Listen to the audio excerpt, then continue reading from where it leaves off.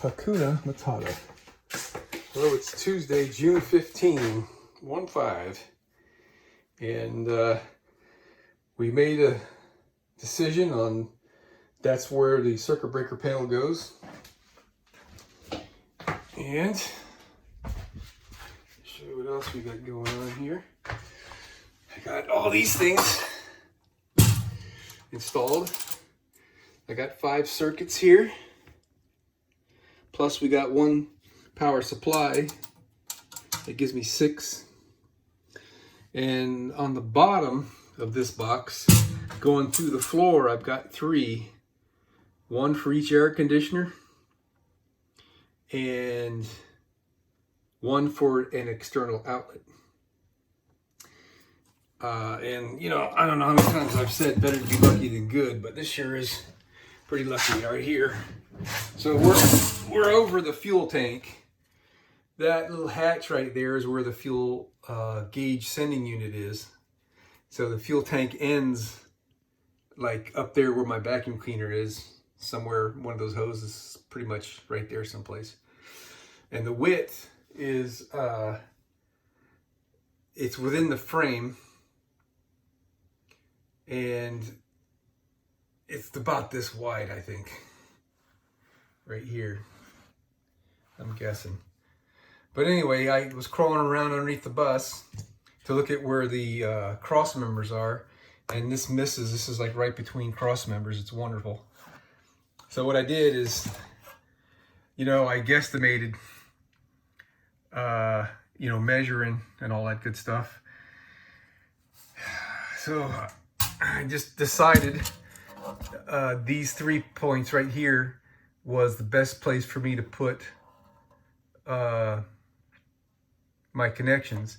So what I'm gonna do, I'm gonna use 1/2-inch EMT galvanized conduit, and I'm gonna drill these holes out here to 13/16.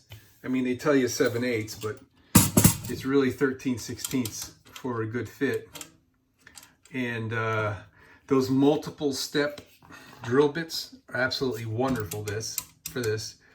I first marked and then drilled with just like an 1/8-inch drill bit or something, just to get me started on each of these. And then I came back with that multiple step drill bit and just drilled it through until that was on 13/16. And I went a little bit further to deburr this side, and came out nice. So I installed this fully. It goes like that here. All right, I'm not gonna be able to show you that with one in here, but oh, there it goes. It's pretty tight. And then I happen to have this 3/16 drill bit, and I put it through the hole in the middle, and I came out here with a square, and I lined up vertical this way and then vertical that way, and eyeballed the best I could and got the first one. Then well, what I did is I just rotated the bit by hand to make a good mark, and then with the bit in place, I put the drill on it, and I got a little bit of like a 1/4 inch deep. And then I took the metal box out, and that gave me room to work. And then I went ahead and drilled this all the way through, and it went clean through I got 3/4 of an inch wood, 3/4 of an inch foam, and then, you know, it's going way, there's a pretty good sized space to the top of the fuel tank. So I got these 3 things drilled, and so the plan is I'm going to get not this type of clamp. This is for Romex. The clamps that are around cylindrical shape with a screw on one side for EMT conduit. I'm going to get 3 of those, and I'm going to punch those out there to 13/16, put those things in there, and I'm going to put the 1/2-inch conduit in here deep enough to get through the steel floor of the bus, and that'll be it. I'll make sure that I deburr the bottom of that pipe really well, maybe even like chamfer it a little bit, you know, so that way the wire coming out won't be rubbing on anything. So what I want to do also is I want to seal up these 3 pipes because they're open to the elements outside. So what I'm going to do is get my wire run, and I'm going to use this same stuff that I got here. I bought like a 250-foot roll of it. This is really, really great stuff, man. This is tinned copper, 12 gauge wire, 3 conductor, and it's like ultra flexible stuff. It's real fine thread. If I remember, I'll put the website where I got this from. Great website for all kinds of good stuff. But anyway, I'll run those from the top, and we'll go underneath the bus, and we'll, you know, this stuff's already double insulated, so I don't think I'm going to do anything more than what I've got here. If I can secure it well and I'm comfortable with it, that's all it's going to be. If it needs something else, I'll put some of that black plastic convoluted stuff like I got up there. And anyway, so we'll get this run all the way to the 2 air conditioner units, and then the third one's going to go, like I said, to a receptacle. And I think I'm going to have to put the receptacle on the left side of the bus because my propane tank is on this side, and the code for that, at least for a house, you've got to be so many feet away from an electrical outlet if you're going to be filling the tank at that location.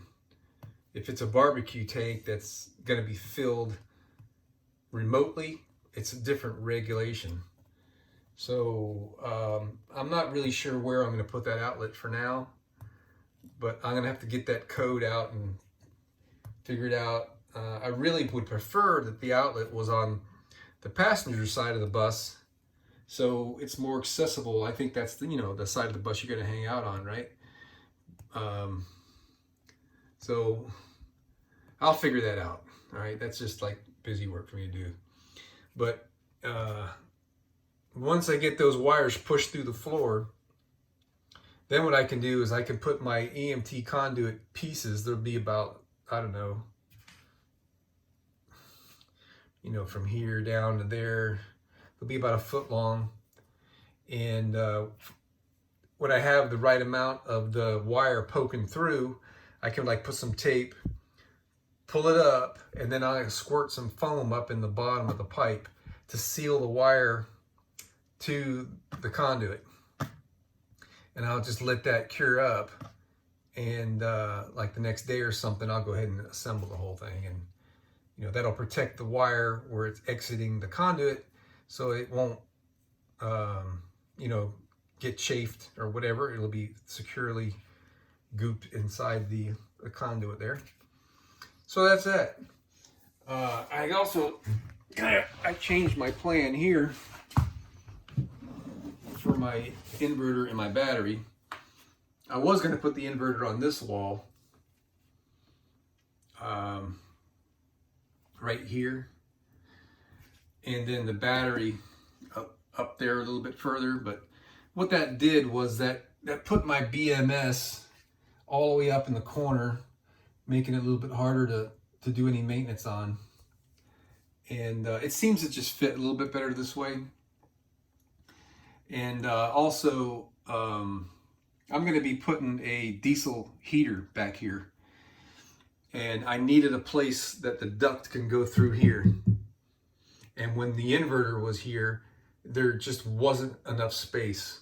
This is all the way up against my water tank, so I can't go over anymore. And the inverter was like, you know, it left me like 3 inches or something. So it all fits a little bit better this way. I still got room for my solar charger to go here. And somewhere around here, I'm going to have my 24 to 12 volt DC converter. And then my 12 volt fuse panel.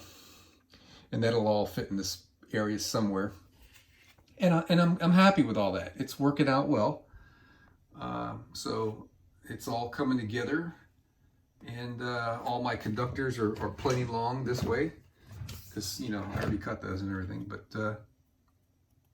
yeah, we're looking good. Getting very, very close to getting all this stuff hooked up. I bought some, this is that 1/0 right here.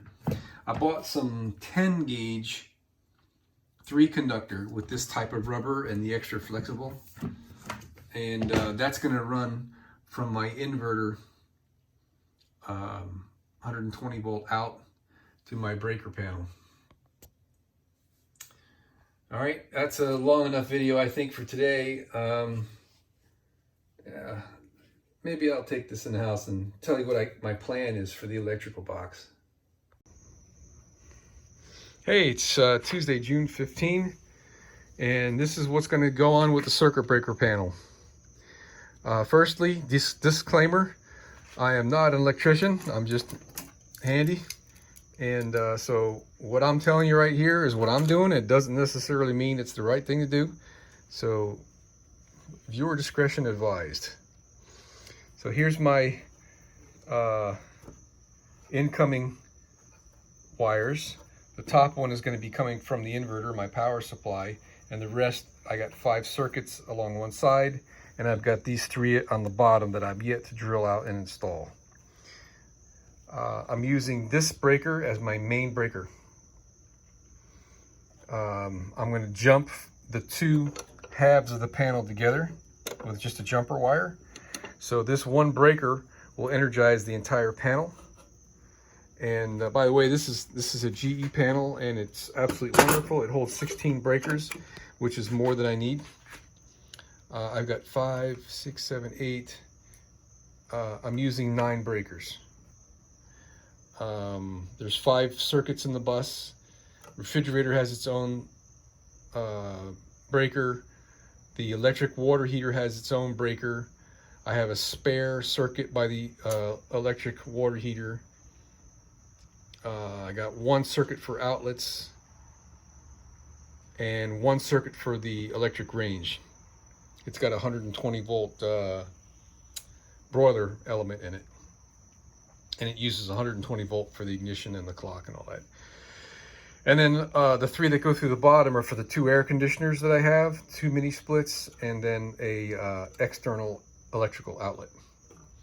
So the way this is going to work, my power from the inverter is going to hook up to this screw, go through my 30 amp breaker and energize the whole panel.